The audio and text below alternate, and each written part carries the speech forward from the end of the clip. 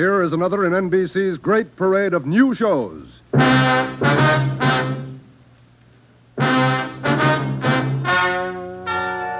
Ladies and gentlemen, the story you are about to hear is true. Only the names have been changed to protect the innocent. NBC brings you Dragnet.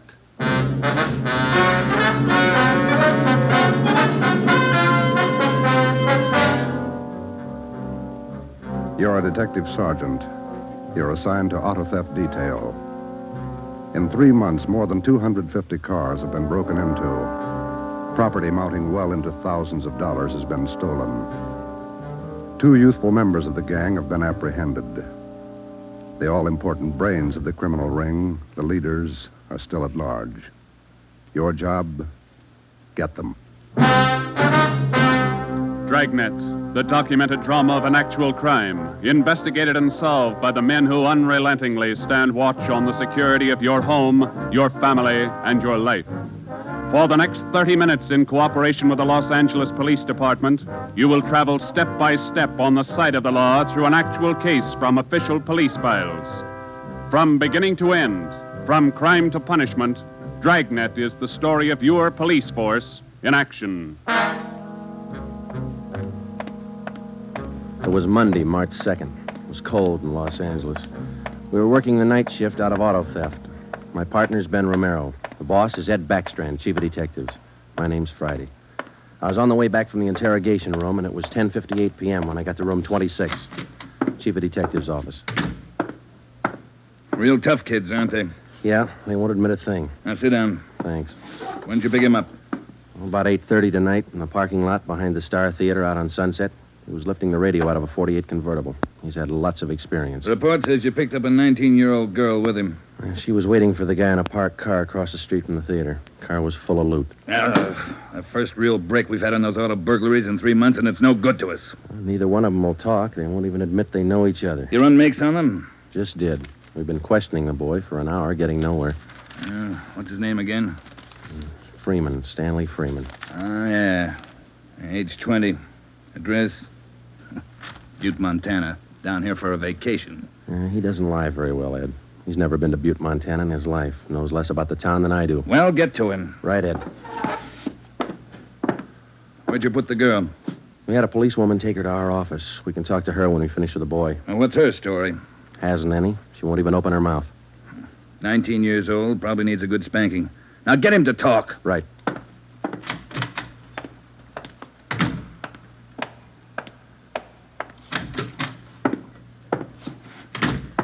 Did you run a make, Joe? Yeah, he's clean. Get wise, huh, Flatfoot? Look, you're in a bad spot, son. That kind of talk isn't going to help. Says you. We caught you red-handed trying to steal a radio that didn't belong to you from a car it didn't belong to you. Is that right?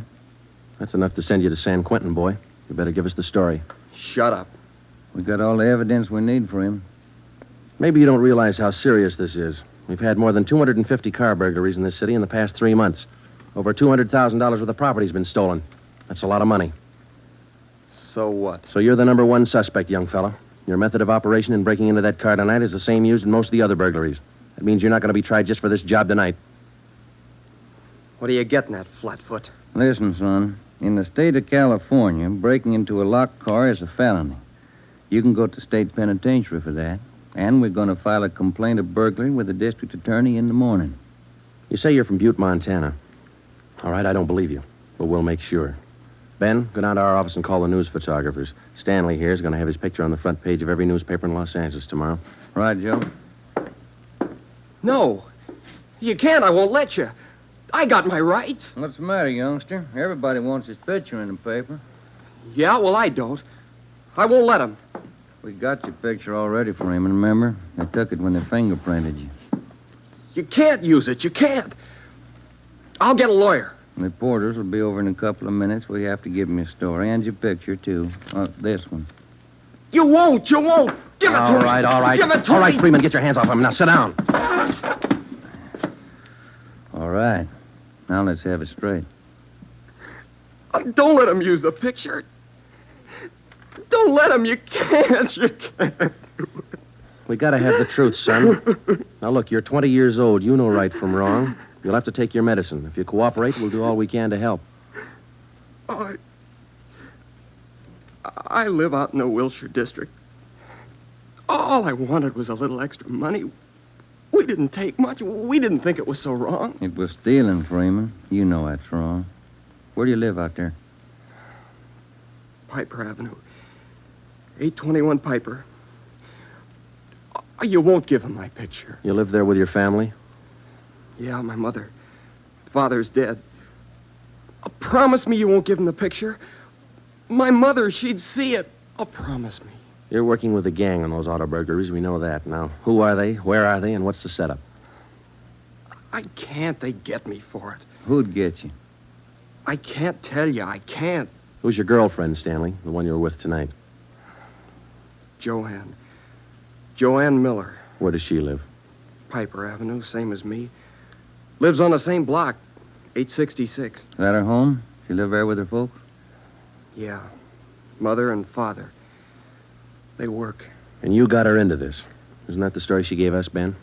I did not. I didn't. It was her. She said a bunch of kids were doing it. It was quick money, something to do at night. She started it. All right, Romero. I'll go see the girl. You stay here with Freeman. All right, Joe.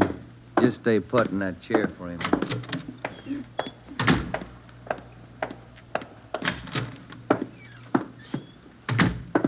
Hi, Marge. Hello, Joe. You and Romero handling this case? Yeah. I'd like to talk to the girl a few minutes. Marge, will you stand by? Right, I'll sit over here. Thanks.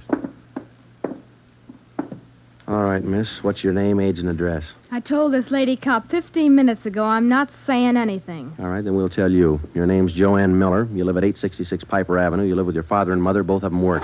You're a liar. That's not me. You're 19 years old. You live on the same block as your boyfriend, Stanley Freeman, and you're the one who got him mixed up in this gang. Isn't that right? No, it's not right. It's not. I didn't do anything. Well, that's only half the story. Freeman told us everything. You want to hear the rest? No. Stan wouldn't tell you. He wouldn't. He told us how you got him mixed up in it. Quick money. That's what you told him, didn't you? No, it was him. I can prove it. The rest of the kids will tell you. He got me in this. Ask them, they'll tell you. It was Stanley and Fred Milford and George Jansen. They started it, all three of them. All right. Will you tell the story to a police stenographer? I'll tell him everything. He's not blaming this on me.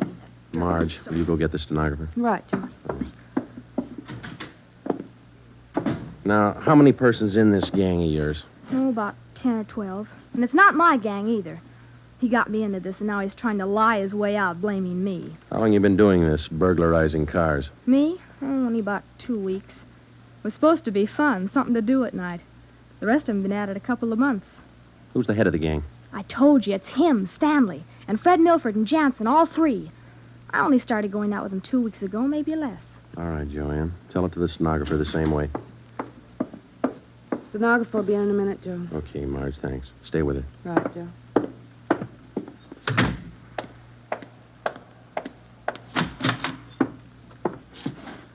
Just about a closed case, Ben. Girl gave us a full confession. She didn't. Oh, you're not tricking me again. She didn't. She told us you're one of the leaders of the gang, Stanley. Said you got her into all this. The other two are George Jansen and Fred Milford. About a dozen kids in the gang, all of them about your age. Isn't that right? She's lying, can't you tell? She's lying. She got me into the gang.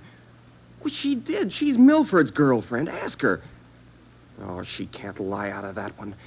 She got me into it. I can prove it. Who's the real leader of the gang? Milford. He started it. He organized the whole thing. He collects the stuff we get, and he delivers it. Jansen helps him do it. What do you mean he delivers the stuff? Where does he deliver it? Somewhere in Dogtown, I think. Down around South Main, near the railroad yards. Who's it delivered to? I don't know exactly. I heard Jansen mention the name once. Myra, he said. It's supposed to be a big secret. Myra, that's all I remember. Where does Jansen and Milford live? Well, Jansen rooms down on East Flower. 1042, I think. It's a rooming house. And Milford lives 2 blocks over from me on Quincy. 234 Quincy. He lives with his grandmother. Got that, Ben? Right. All right, let's pick up Milford and Jansen. It was 10 minutes past 1 when Ben and I returned to headquarters with George Jansen and Fred Milford in our custody. In Jansen's room at 1042 East Flower Street, we found 2 fur coats, a box full of new car accessories, an S&W .38 revolver, and a .45 automatic. When we picked up Fred Milford at his home, we discovered 5 deluxe car radios hidden in the garage, plus a valuable assortment of cameras, cigarette lighters, and clothing. Both Jansen and Milford refused to talk, but when we got them to headquarters and showed them the signed statements of Stanley Freeman and the girl, Joanne Miller, they broke. Milford, where else did you and your gang operate besides the Wilshire district? No place, only out there, that's all. Same type of car burglaries have been committed all over the city. You telling us your gang didn't have a hand in them? It's the truth. Our territory was Wilshire district. We didn't go outside. You mean some other gang's responsible? I don't know. All I know is we didn't have any part of them. Is there another gang, Milford? Maybe, I don't know. You find out. It's none of my business. It is your business, Milford. You admit you and your gang committed 55 jobs in the past 3.5 months. That leaves about 200 jobs to be accounted for. That's right. You figure it out. We have figured it out. I think you and your gang of young thieves pulled every one of those 250 jobs. There isn't any other gang. That's the story the district attorney's going to get. You're crazy. There is. I know there is. Then give us the information and save yourself a lot of trouble. Well, we're not the only ones. That's all I know. Milford, do you know how many years you get for auto burglary? I told you, we're not the only ones. There must be a couple of others besides us. Vince Mahoney, he's got a gang. Where does Mahoney operate? West Hollywood and Beverly. Where's he live? I don't know. Honest, I only met him a couple of times. Where'd you meet him? I don't remember. Where'd you meet him, Milford? Delivery. I met him down at the delivery place a couple of nights. When you delivered the property you stole from cars, is that right? Yeah. Where was that? Down by the railroad yards. Where? Chavez Street. It's a little alley off East Main. Who'd you deliver the stuff to? I told you, her name's Myra. That's all I know. We meet her and some guy on Tuesday nights. We give them the stuff and they pay us off. Mahoney delivers the same night I do. Do you meet her every Tuesday night? Yeah. You're going to meet her this Tuesday, tomorrow night? I don't know. I guess so. Same place? Yeah. Are you the only one she deals with? Sometimes Joanne. Me or Joanne. I know what you're thinking. You want to use me to trap Myra. Well, what's it worth? You know better than that. How about it, Milford? Oh, what else can I do? Give me another cigarette. By 3:30 that morning, the signed statements and confessions were piling up fast. Milford gave us a list of the names and addresses of each member in his gang, and within an hour, they were all under questioning at headquarters. Most of the suspects, about 1/3 of them girls, ranged in age from 18 to 21. As they told their individual stories, the scope of the case grew until it covered most of the city. By late afternoon of the next day, Tuesday, March 3rd, 3 more gangs operating in Venice, Bel Air, and North Hollywood had been apprehended. They confessed to more than 175 burglaries from locked cars during the past 3.5 months. At 5 o'clock that afternoon, Ben and I met with Chief Backstrand in his office. How many admissions you have now? Over 50, Ed. Here are the gang leaders' statements. What's their story? Yeah, it's pretty much the same. They all say this woman, Myra, set up the operation. You mean she got the kids and put them to work burglarizing cars? Well, not exactly. She picked the leaders, contacted them in bars or on the street, asked them if they wanted to pick up some spare money getting auto parts for it. Then she didn't tell them to go out and burglarize cars. Well, not in so many words, Ed, no. After they brought in auto parts for a couple of weeks, she told them to bring her everything they could find, outside the car or inside. Those are the words she used. 5 of the kids dictated those words into their signed confession. That should hold in court. What else did you get on this woman? Oh, she taught them how to work, told them to wear gloves, all angles. Well, we got most of the small fry. Now, where do we find this Myra woman? Any description on her? Yeah. Kids say she's about 33, 34. Good-looking redhead. 5'5", about 120, well-dressed. No description on the guy she runs with. You run a make on her yet? Yeah, no previous record. We've set up a stakeout for her tonight. 2 of the gang leaders have volunteered to go along, this Milford and Vince Mahoney. Good. Down on Chavez, where she usually meets them? Yeah, that's right. When? 11:15. That's the regular time for the meet, according to the kid. All right, I'll be at home. Call me. I don't want to miss out on this one. When Ben and I left Ed Backstrand's office, we went home for dinner and a few hours' sleep. At 9:30 p.m., we were back at the office. We met the men in the special detail which Backstrand had assigned for the stakeout that night. We briefed them on their duties, and then we got Fred Milford and Vince Mahoney out of their cells. To avoid any possible suspicion of the presence of a trap, We had Milford's permission to use his car in the stakeout. The car which he had said he had driven to the delivery meetings with the woman Myra at least a dozen times before. We arrived at the stakeout area, Chavez Alley in East Main, at 9:58. The meeting was scheduled for 11:15. The moon was out, but the sky was overcast, and there was a cold wind blowing from the east. Hey, what time you got, Sergeant? About 10. Why, Milford? Getting nervous? No, I'm just wondering. How you cops gonna rig this thing? In just a couple of minutes, we're going to plant you two in Milford's car, parked up there in the alley. Now, you stay there until Myra shows up. We'll do the rest. Yeah, I know, but what'll we say? Suppose she asks for some stuff. We ain't got any. You won't need any. You won't have much time for talking. Hey, suppose she wises up. Maybe she'll pull a gun. Maybe. Does she carry one? No, never saw her with one. Don't worry, Milford. We'll make sure you're not in danger. She's got an awful temper, that redhead. Got mad at me once when I squawked at the prices she was paying us for radios. What was she paying you, Mahoney? For an 8-tube radio, good shape, $7. She got all the gravy and you got all the grief. You're not kidding. Joe, are you? Yeah, Steve. What do you got? Well, the men are all staked out, Joe. Got the area covered from every angle. All right. You got an extra man to stay in Milford's car? I'll handle that myself. Fine, thanks. Okay. All set, Joe? Yeah. Now, Milford and Mahoney, we're going to put you two in your car now. There's going to be an officer with you, so there's no need to be nervous or afraid. You just sit in the car and act natural. When this Myra drives up, don't leave the car. Have her come to you. You got it? Sure. Okay. All right, Joe, let's go.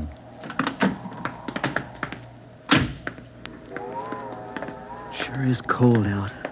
I don't even have a heater in my car. You stole enough of them. Okay, Steve, here they are. All right, boys. Milford, get in first behind the wheel. Okay. Mahoney in the middle. Now I'll sit in the back. We'll be parked in that garage across the street, Steve. Got a perfect view of the alley. Okay, Ben. Check with you later. All right. Mean night, Joe. Yeah, come on.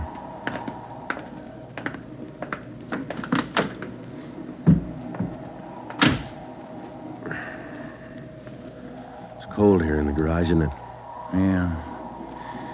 It might be a long wait. What time you got? 6 minutes past 10. Thank you.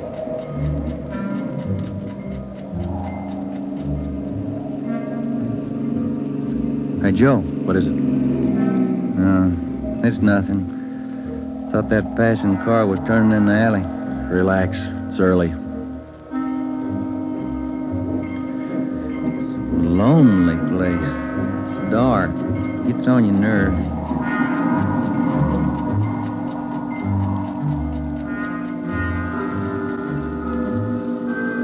That's it, Ben. 11:30. Nothing yet. Somebody might have tipped her off. Yeah, that's what I was afraid of. Now, let's wait it out anyway. Joe, that blue coupe. Yeah, he just turned in the alley. Let's go. Come on, run, Ben. Behind you. All right, you fella. Quit your fighting. What'd you get, Steve? Here he is. Just drove up in the coupe. Got out and called Milford Mahoney by their first names. He's in on it. What about the girl? No sign. Kid was the only one in the car. All right. Tell the men the stakeout's off for tonight. Have them report back in. We'll take the kid with us. Okay. All right, young fella, this way. What do you cops think you're doing? I ain't done nothing. Look, sport, we heard that from 54 different kids yesterday. We're tired of that line. Come on. When we got back to the office, we took the boy to the interrogation room and questioned him. He gave his name as Matthew Leiter, age 21. He wouldn't break until Vince Mahoney definitely identified him as a member of his car burglary gang and the special favorite of the red-headed woman they called Myra. Then Leiter copped out and told Ben and I that he had talked with Myra as late as 10 o'clock tonight. He told us that she had heard that the police had picked up some of the gang members, and she asked Leiter to drive down to the Chavez Alley meeting place. He was supposed to tell Milford and Mahoney that the weekly delivery date was off until further notice. We questioned Matthew Leiter for an hour and a half. You told us a little while ago that you talked with this woman, Myra, late tonight. Yeah. Where'd you talk to her? At her home? Her home? Don't be stupid. Nobody knows where she lives. I met her at a bar. Which bar? Julia's. Out in Santa Monica. How did she contact you? Called me at home. She's not such a bad dame. She treats you right. Sure, that's why you're in jail. Did you ever call her on the phone? I don't know her number. None of the kids do. She's smart. She taught me all I know about the racket. You'll have a rough time getting her. Maybe, but we'll get her. Ben and I left the office at 2 a.m. and went home to bed. We reported in at 8 that morning to head Backstrand. The three of us went down the street to Koken's restaurant for a cup of coffee. Nobody was in a good mood. We had most or all the small fry in the citywide burglary ring, but it seemed we were still a long way from cracking the inner circle. The latter kid said that none of them knows where she lives, what her phone number is, nothing. Pass the sugar, Ed. I think we still have a few angles to study on that score. Right now, I've got some more bad news for you. What's that? You been through your mail this morning? No, not yet. We haven't had a chance. I saw the overnight reports. There were 32 car burglaries last night. 32. All the way from Wilmington to North Hollywood. How you figure it? I can't. This girl Myra must have an army of kids working for her. How much did they get, Ed? Any idea? Rough estimate, about $3,000. Usual stuff people are foolish enough to leave in their cars. Watches, cameras, furs, expensive clothes. M.O.'s the same? Like the others. If the car happens to have a rigid handle lock, they slip a piece of pipe over the handle for a lever and break it. If that doesn't work, they pry open the wing window. Some of the windows were smashed out. Sounds like you're in an awful hurry, Joe. Yeah, maybe this Myra wants a few big nights before she peddles the stuff and gets out. If we're going to get her, we can't waste time. Any suspects picked up last night, Skipper? None. Well, where did they hit most of the cars? Outside the Pan Pacific. The parking lot. Hockey game going on. Must have been 4,000 cars for them to pick over. They picked the best. As usual. Well, you better get on it. There's one way to handle it. What's that? She works fast. You work a little faster. We got back to the office and we went over the reports one by one. Then we called the young gang members to the interrogation room and questioned them separately and re-questioned them. We got nowhere. Many of them had met Myra on the street, in a bar, but not one of them had any idea where she lived. At least that's what they told us. Ben had a hunch that Matthew Leiter knew more than he was telling. We had him brought to the interrogation room, and all that afternoon until 10 o'clock that night, with interruptions for his meal periods, we talked with Leiter. He would admit nothing more than what he'd already told us. Yeah, it's got me beat, Joe. Yeah. Well, let's check with Ed. Good morning, Joe. Ben? Hi, Mike. Skipper in? Just went down the hall for a minute. Be right back. Hold it a minute, will you? Yeah. Chief of Detectives always handing. Yeah. For you, Joe. Oh, thanks. Oh? Yeah. He does? We'll be right over.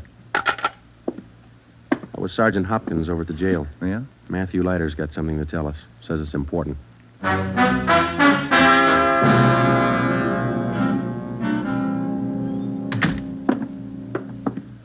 Have a chair here, Leiter. Yeah, thanks. All right. You wanted to see us. I'm getting even with that dame Myra. I'm squaring with you. Yeah? She told me if I was picked up, she'd have me out in a couple of hours. She promised me a lawyer if anything happened. Said she'd get me bail. All right. Where can we find her? I don't know if she's there now, but you can find out at Francisco Motors. Big used car lot. Garage, too. It's out on Melrose past La Cienega. What's the tie-up? That's where she fenced most of the stuff we stole. Some old guy she buddies with runs the place. Big shop in the back. Store a lot of hot stuff there. Barney, Yes, Sergeant? we're through with him. Take him back. We checked with Chief Backstrand, and then we drove out to the Francisco Motor Company. We located it on the corner of Melrose and Geneva Avenue. It was a big layout.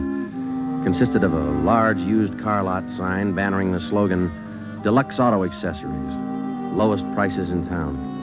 Along the back end of the lot, there was a large L-shaped garage.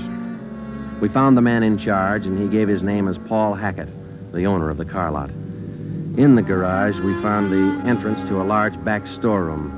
It was loaded with thousands of dollars worth of auto radios, spotlights, cratefuls of assorted car accessories. Special closets built into the walls of the garage contain racks of fur coats, suits, dresses. Below that, smaller boxes containing watches and cameras, all wrapped in tissue paper. You can save all of us a lot of time and trouble by talking to us now, Mr. Hackett. Where is Myra? I don't know who you're talking about. I don't know what you're talking about. Can you explain what we just found in your garage? I didn't know it was there. I didn't know it was stolen. Well, which is it, Mr. Hackett? Make up your mind. I bought it. But I didn't know it was stolen. You can't prove I did know. I think we can prove it, Mr. Hackett. Some of those stolen car radios stored back there, the serial numbers are filed off, and this workbench here is full of filings. I didn't know. You'll have to do better than that. How does Myra figure in? I don't know. I don't know what you're talking about. It's all right with us, Hackett. We found the stuff and we got you. If we don't find Myra, you'll be doing time for 2 people. Stand still. You can't. You can't do this to me. I don't know anything about it. Come on, Hackett. We're taking you in.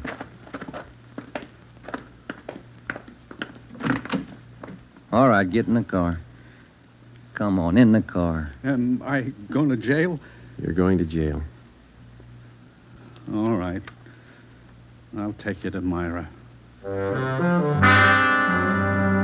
Hackett told us that Myra lived at 1345 Munich Drive in Beverly Hills. He said that he was Myra's husband. He told us that he'd been in a legitimate garage business for 10 years before he married Myra. She talked him into the racket. He identified 1345 Munich Drive as their home. When we got there, we found stores of stolen property similar to those found in the garage. Myra was not there. Hackett had no idea where she might be. We sat down in the living room and waited.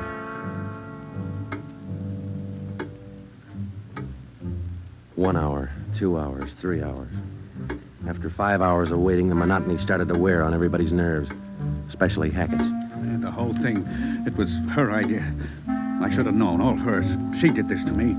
I won't take it alone. Where is she? You tell us, Hackett. Told you, I don't know. She couldn't have gone. She didn't know. I'm not going to take All right, this quiet alone. down, quiet down. That you, Paul? Thought I heard you talking to some. Who's he? The police, Myra. The police. Your smart kids told them the whole story. What are you talking about, my smart kids? What are these cops All doing right, here in the that's living... enough. Get your dirty hands off of me. Get away. Kids are right, Joe. She got a Get away. temper. Who do you think you're... There, that ought to hold you for a while. All right, come on, you two, let's go. All right, copper. You win. Stupid husbands. How many times did I tell you? Don't trust those kids. Don't store the stuff in the garage. Don't open it for anybody. Get a lawyer. No, you knew better. Dumb jerk. The idea of having those cops camping in the living room waiting for me. Why didn't you warn me? I'm going to divorce you. That's what I'm going to do. I'll stick you for plenty. Jerk. All right, inside you two.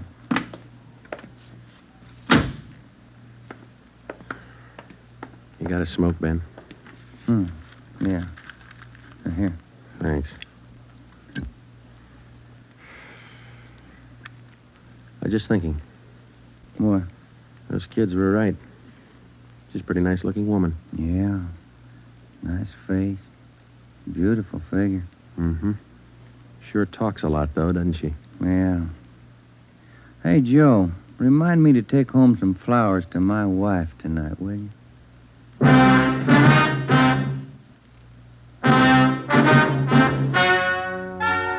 The story you have just heard is true.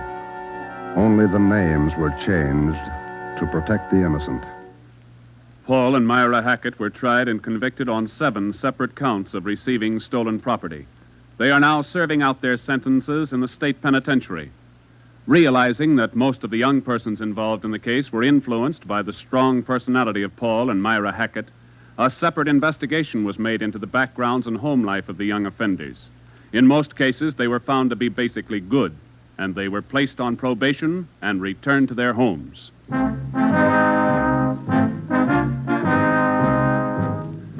You have just heard the 13th in a new series of authentic cases from official files. Technical advice for Dragnet comes from the office of W.A. Wharton, Acting Chief of Police, Los Angeles Police Department. Tonight's program is dedicated to Detective Harry William Vosper of the Seattle, Washington Police Department, who on the night of July 21st, 1949, gave his life so that yours might be more secure. Dragnet came to you from Los Angeles. And now, an important announcement. Starting this Saturday, September 3rd, Dragnet will be heard at a new time over your NBC station. Consult your local newspaper for the new listening time. And now, speaking in behalf of the producers and the entire cast of Dragnet, we would like to take this opportunity to thank you for your many kind letters of encouragement and approval. Remember, next Saturday for Dragnet, this is NBC, the national broadcasting company.